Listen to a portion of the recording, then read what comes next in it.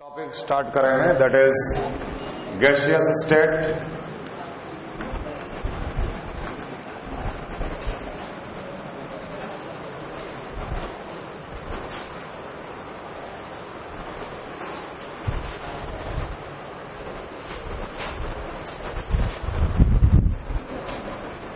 देखो, the main difference between solid, liquid and gas is basically compressibility.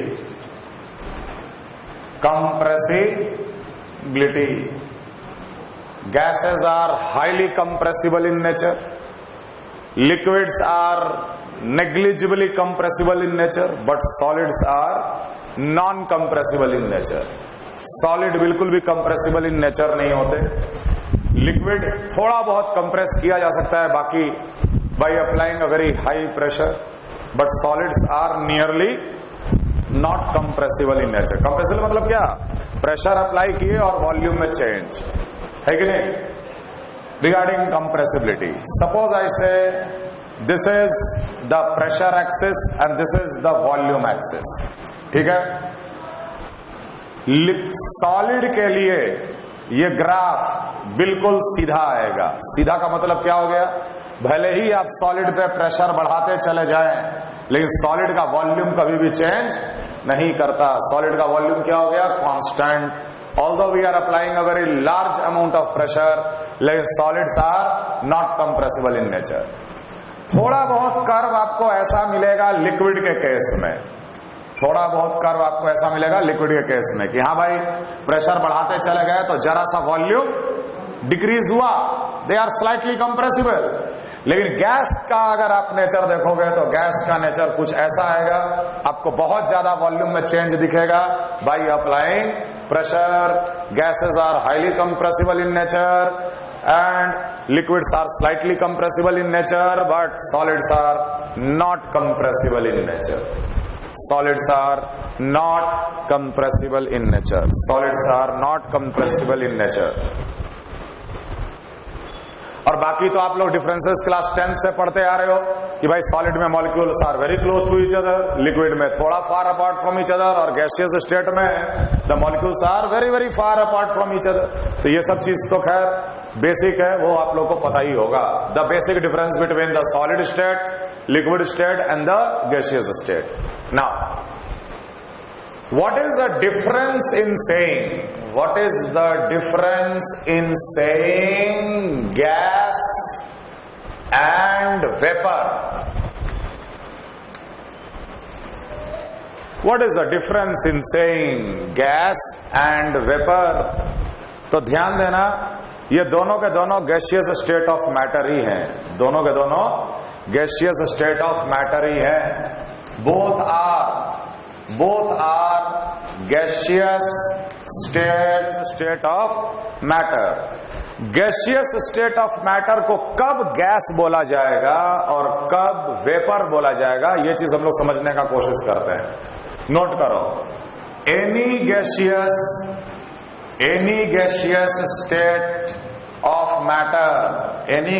state of matter is always associated with a temperature called critical temperature. Now, कोई भी gaseous state of matter हो, वो हमेशा एक temperature से जरूर associated होता है। उस टेम्परेचर को हम लोग कहते हैं क्रिटिकल टेम्परेचर। डेफिनेशन लिखो, the temperature at which or below, the temperature at which or below, the temperature at which or below, the temperature at which or below the gaseous state of matter, the temperature at which or below the gaseous state of matter, The temperature at which or below the gaseous state of matter can be liquefied by applying pressure. The temperature at which or below the gaseous state of matter, the temperature at which or below the gaseous state of matter can be liquefied by applying pressure is called critical temperature. देख, हर gaseous state of matter एक critical temperature से related रहता है। अलग अलग gas, अलग अलग gaseous state of matter का अलग अलग क्रिटिकल टेम्परेचर होगा। ऑक्सीजन का अलग होगा, कार्बन डाइऑक्साइड का अलग होगा, वाटर वेपर का अलग होगा, अमोनिया का अलग होगा। लेकिन वो क्रिटिकल टेम्परेचर का क्या मतलब है सोच। अगर उस गैस को, अगर उस मैटर को उस क्रिटिकल टेम्परेचर पे मेंटेन करो या उससे कम पे मेंटेन करो, then only you can liquefy that particular gas. Above critical temperature the gaseous state of matter can never be liquefied. Above the critical temperature, the gaseous state of matter can never be liquefied. Above the critical temperature, the gaseous state of matter can never be liquefied. Above the critical temperature, the gaseous state of matter can never be liquefied. अगर किसी gaseous state of matter को आपको liquefy करना है तो आपको उसके critical temperature से नीचे मेंटेन करना पड़ेगा। अगर किसी का क्रिटिकल टेम्परेचर -20 डिग्री सेंटीग्रेड है तो या तो आप -20 मेंटेन करो या -22 मेंटेन करो, तो ही वो लिक्विफाई होगा। अगर आपने -10 मेंटेन किया तो किसी हालत में वो लिक्विफाई नहीं होगा। ये बात समझ में आ रहा है? What is critical temperature समझ में आ रहा है? The temperature at which or below the gaseous state of matter can be liquefied is called critical temperature. Above that temperature the gas can never be liquefied. ठीक, अब आगे लिखिए। Anything which can be liquefied will be called as vapor. Anything which can be liquefied will be called as vapor. Anything which can be liquefied, any gaseous state of matter which can be liquefied, any gaseous state of matter which can be liquefied is called vapor, and the one which cannot be liquefied will be called as gas, and the one which cannot be liquefied will be called as gas, and the one which cannot be liquefied will be called as gas. अब देखो, अगर आप gaseous state of matter को liquefy कर पाए तो वो matter vapour कहलाएगा, और अगर किसी मैटर को अगर आप लिक्विफाई नहीं कर पाए तब जाके वो क्या कहलाता है? गैस। वही तो अब अगला स्टेटमेंट सुनो। All gases behaves like a vapour below their critical temperature. All gases behaves like a vapour below their critical temperature. All gases behaves like a vapor below their critical temperature,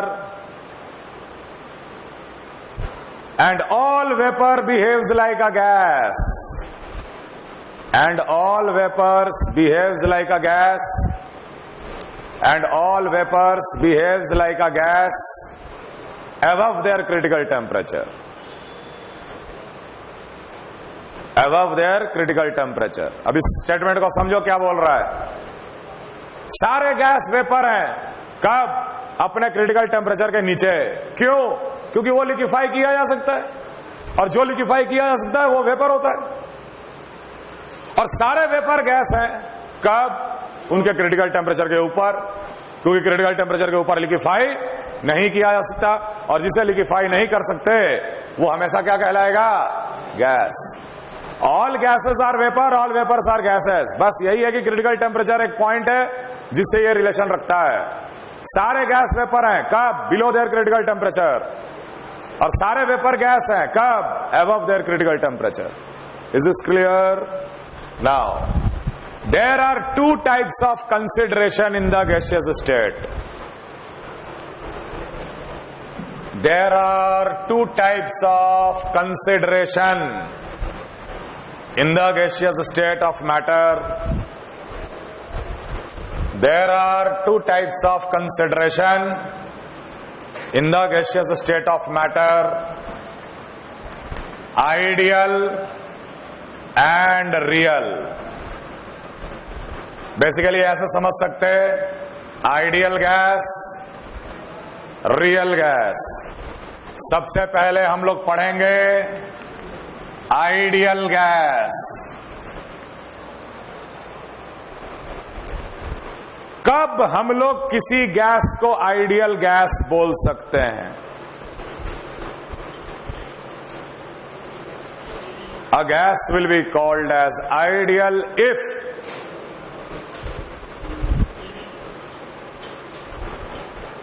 a gas will be called as ideal if, पहला point,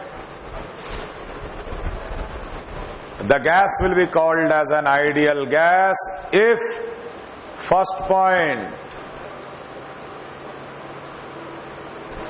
there does not exist any intermolecular force of attraction. There does not exist any intermolecular force of attraction. There does not exist any intermolecular force of attraction between the molecules.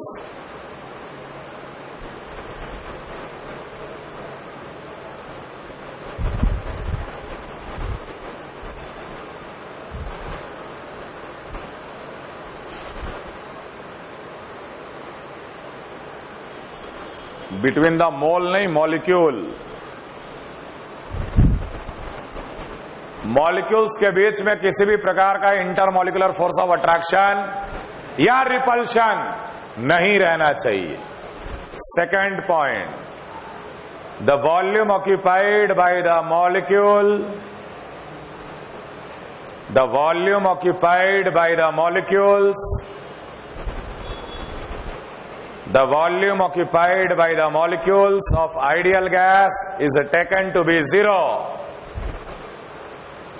The volume occupied by the molecules of ideal gas will be taken to be 0. Ideal gas का molecule का volume negligible और 0 माना जाता है। Third point, the pressure is exerted. The pressure is exerted. The pressure is exerted purely because of. The pressure is exerted purely because of. Purely because of collision of the molecule with the wall of container. Collision of the molecule with the wall of container. Collision of the molecule with the wall of container.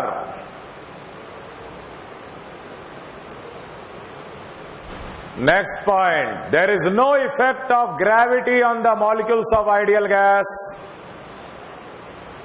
There is no effect of gravity on the molecules of ideal gas. There is no effect of gravity on the molecules of ideal gas. Next point, all the collisions are perfectly elastic.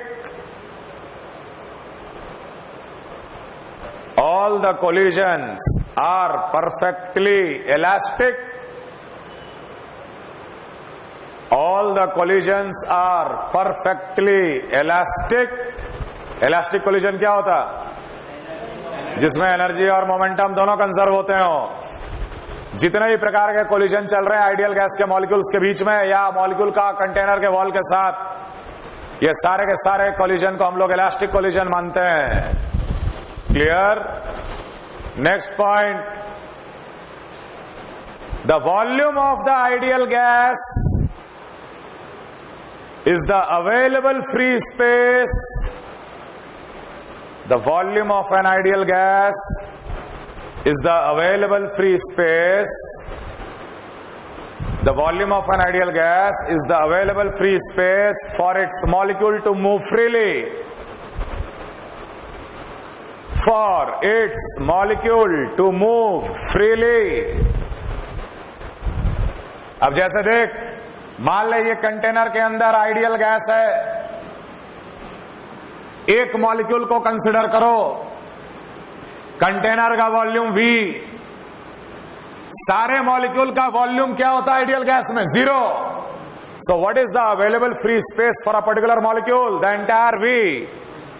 Therefore the volume of the container is the volume of an ideal gas. Therefore the volume of the container is volume of ideal gas. Volume of the container is volume of the ideal gas.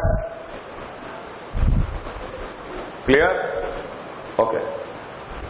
खैर और भी हम points बताएंगे आगे, बस इतना ध्यान रखना कि कब किसी गैस को हम लोग आइडियल गैस बोलेंगे।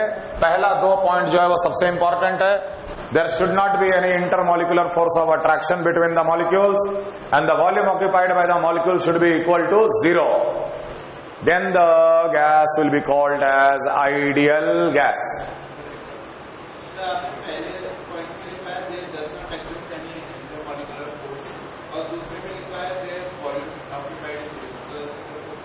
क्यों नहीं हो सकता? Volume occupied is tending to 0. Container बहुत बड़ा है, मॉलिक्यूल का साइज बहुत छोटा है, तो मॉलिक्यूल का वॉल्यूम 0 क्यों नहीं मान लें?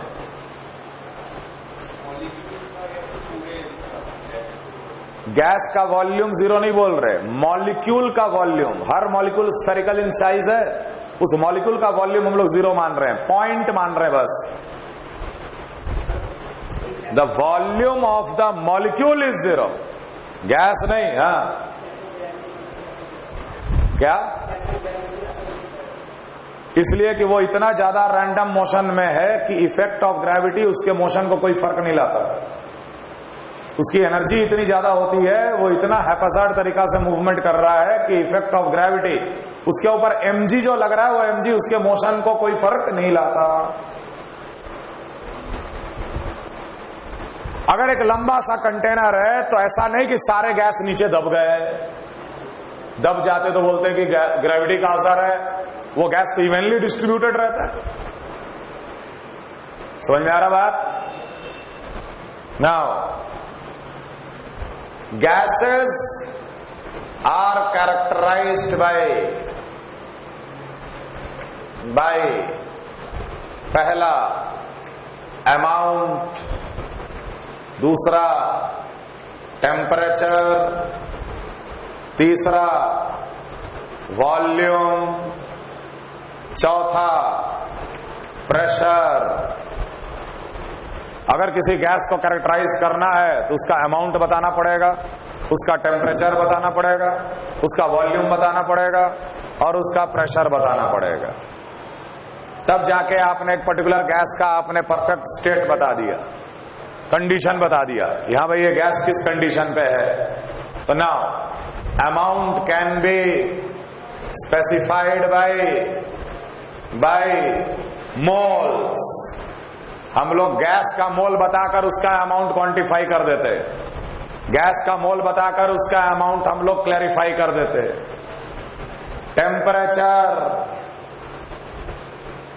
टेम्परेचर डिग्री सेंटीग्रेड में भी हो सकता है, केल्विन में भी हो सकता है। डिग्री सेंटीग्रेड में भी हो सकता, केल्विन में भी हो सकता। किसी गैस का टेम्परेचर बताना तो ध्यान रहे कि 273 plus degree centigrade always gives you what? Kelvin temperature. 273 plus degree centigrade temperature will give you the Kelvin temperature. C by 5 is equal to F minus 32 by 9. Centigrade temperature और Fahrenheit temperature में relation है ये। Centigrade temperature और Fahrenheit temperature में ये relation है। C by 5 is equal to F minus 32 by 9. Suppose I say 30 degree centigrade को Fahrenheit में चेंज करो, 30/5 इक्वल टू F निकाल ले, वही फ़ारेनहाइट टेम्परेचर हो गया। तो C/5 equal to F minus 32/9, conversion of centigrade to Fahrenheit और Fahrenheit to centigrade. Volume will be measured in meter cube, centimeter cube, liter, milliliter, etc. Volume of the gas is always measured in meter cube, centimeter cube, milliliter, liter, etc. तो कुछ conversion factor ध्यान रखना।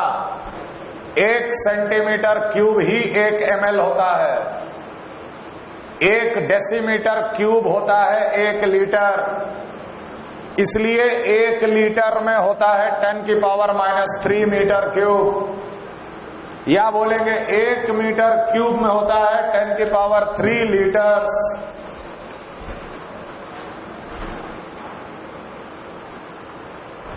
These all conversion factor you should know. अब आया pressure. तो pressure का discussion थोड़ा हम लोग डिटेल में करेंगे, क्योंकि pressure is a very important quantity.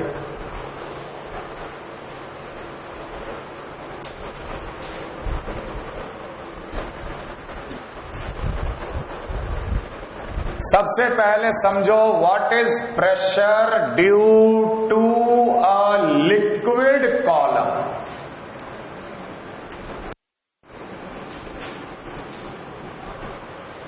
Pressure due to a liquid column और प्रेशर बाय अ गैस, ये दो अलग अलग चीज है, ये दो अलग अलग तरीके से कैलकुलेट किया जाता है। Pressure due to a liquid column is because of its own weight. एक लिक्विड के वजह से प्रेशर क्यों एक्सर्ट होता है? लिक्विड के वजह से प्रेशर एक्सर्ट होता है because of its own wait. अपने वजन के वजह से वो प्रेशर एक्सर्ट करता है लिक्विड। जैसे मान लो एक वेसल, इसमें हम लिक्विड ले लिए, h हाइट का लिक्विड था, area of cross section A, मुझे निकालना है यहां पर प्रेशर क्या होगा? तो हमें पता है कि pressure is force upon area, pressure is always force upon area. यहां पर कौन सा फोर्स लग रहा है? mg, mass of the liquid into g। What is mass of the liquid? Volume of the liquid into density of the liquid. What is the volume of the liquid? Area of cross section into height will give you the volume of the liquid multiplied by density of the liquid. Mass हो गया multiplied by G divided by A cut गया, तो pressure कितना आया? H rho G।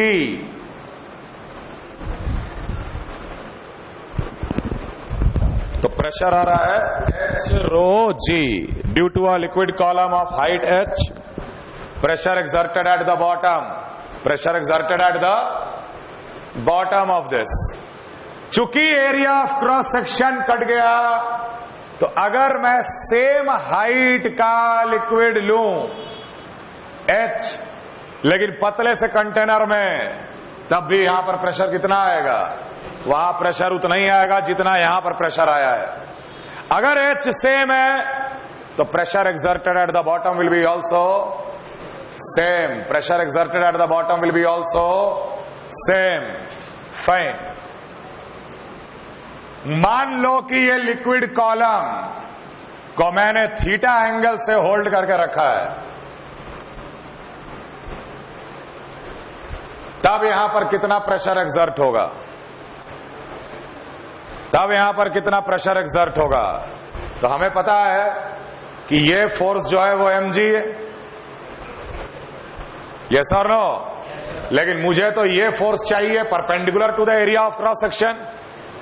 pressure is the force upon area, but force should be perpendicular to the area of cross section. Yes or no? तो मुझे तो इस direction वाला force चाहिए. अगर ये एंगल थीटा है तो ये एंगल हो जाएगा 90 minus theta. Yes or no? mg cos 90 minus theta is nothing but mg sin theta. So इस डायरेक्शन में कौन सा फोर्स लग रहा? mg sin theta. Pressure will be equal to ah volume into density mass into g. mg sin theta divided by a cut गया.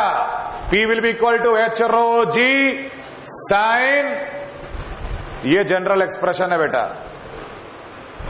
उस case में theta क्या था? 90 sin 91, इसलिए प्रेशर h rho g आया. अगर ट्यूब को मैं हॉरिजॉन्टली रख दूं तब कितना फोर्स लगेगा सरफेस पे? 0, क्योंकि थीटा हो गया 0. तो बॉटम ऑफ द कंटेनर पे फोर्स कितना लगेगा? 0. अब देख, sometimes we represent pressure as h centimeter of the liquid column. क्यों? क्योंकि डेंसिटी और g आर कांस्टेंट्स. हम लोग क्या करते हैं, कभी कभी प्रेशर को h centimetre length of the liquid column के रूप में लिख देते हैं. जैसे ये P equal to h rho G है ना, रो हटा दे, जी हटा दे. Pressure equal to h centimetre column of the liquid. लेकिन ध्यान रखना, ये सेंटीमीटर लेंथ में, तो ये प्रेशर का एक्चुअल यूनिट नहीं है. अगर मुझे प्रेशर का एक्चुअल यूनिट में आंसर चाहिए तो इसमें डेंसिटी और जी मेरे को दोनों मल्टीप्लाई करना पड़ेगा, तब आएगा प्रेशर पैस्कल में या न्यूटन पर मीटर स्क्वायर में या एटमॉस्फेयर में, जिसमें चाहिए उसमें. इसका ये मतलब हुआ कि अगर हम h सेंटीमीटर का लिक्विड कॉलम लेंगे तो जो बॉटम में प्रेशर आएगा वो प्रेशर की बात हो रही है. If I will take h centimeter length of the liquid column and then I measure the pressure at the bottom, that pressure is his talking about. ये बात समझ में आ रहा है? समझ में आ रहा है? हम लोग बोल देते हैं atmospheric pressure 76 centimetre of Hg. Atmosphere में मर्क्यूरी दिख रहा है क्या? मर्क्यूरी तो कहीं नहीं है. तो क्या मतलब हुआ 76 सेंटीमीटर Hg का? कि अगर हम लोग 76 सेंटीमीटर लेंथ का मर्क्यूरी कॉलम लेंगे तो जो नीचे मेरे को प्रेशर मिलेगा वही प्रेशर इस एटमॉस्फेयर के प्रेशर के बराबर है. Are you able to understand? Is this clear? In general P can be written as h sin theta centimetre of liquid column. h sin theta centimetre of liquid column. इस तरीके से हम लोग represent कर देते हैं, लिख देते हैं.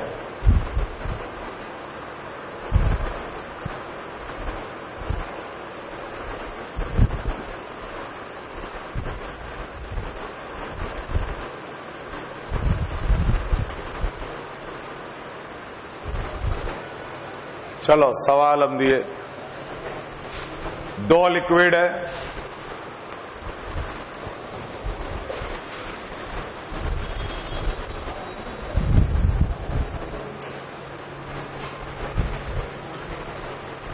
two liquids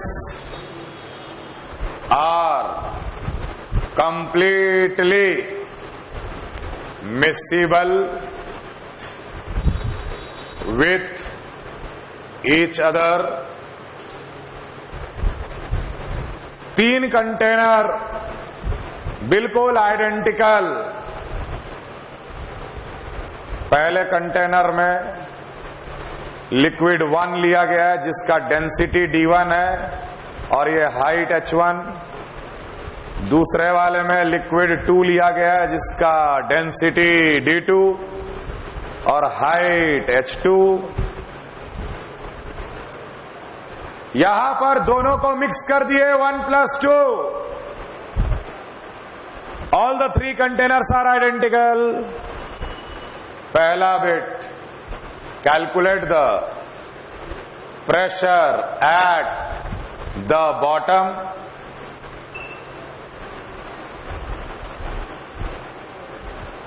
पहले यही निकालो.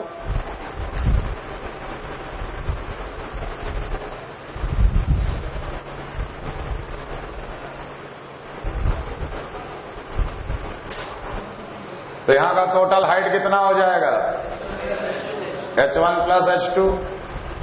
रिजल्टिंग सोल्यूशन का डेंसिटी रिजल्टेंट निकालो और उसके बाद H rho G फॉर्मूला लगा देंगे. है कि नहीं है? ठीक है. मान लेते हैं area of cross section A.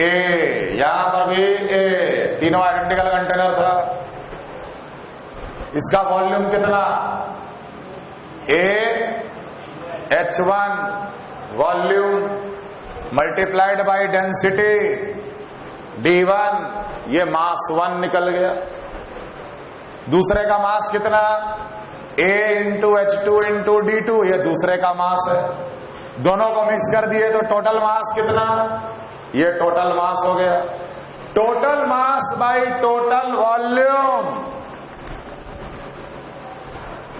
Total mass by total volume will give you the density resultant. Total mass by total volume. Total volume क्या हो गया मिक्स करने के बाद? Area of cross section into height H1 + H2. तो that will give you the density resultant. A और A cut गया. That means density resultant is H1 D1 H2 D2 divided by H1 + H2. Therefore pressure final is H rho. समझ में आ रहा? Into G. Answer. एक liquid है जिसका height H है. यहां प्रेशर पूछे तो प्रेशर क्या बताए? H rho G. बता यहां कितना प्रेशर होगा एट अ हाइट H/2?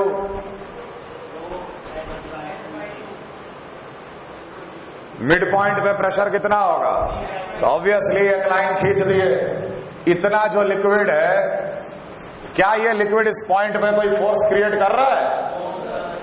इस पॉइंट पे कौन सा फोर्स है? The liquid which is above. समझ में आ रहा है? तो अल्टीमेटली इतना ही वॉल्यूम लोगे, इतना ही का मास लोगे, एरिया से डिवाइड करोगे, यहां पर प्रेशर कितना आ जाएगा? H/2 × rho ×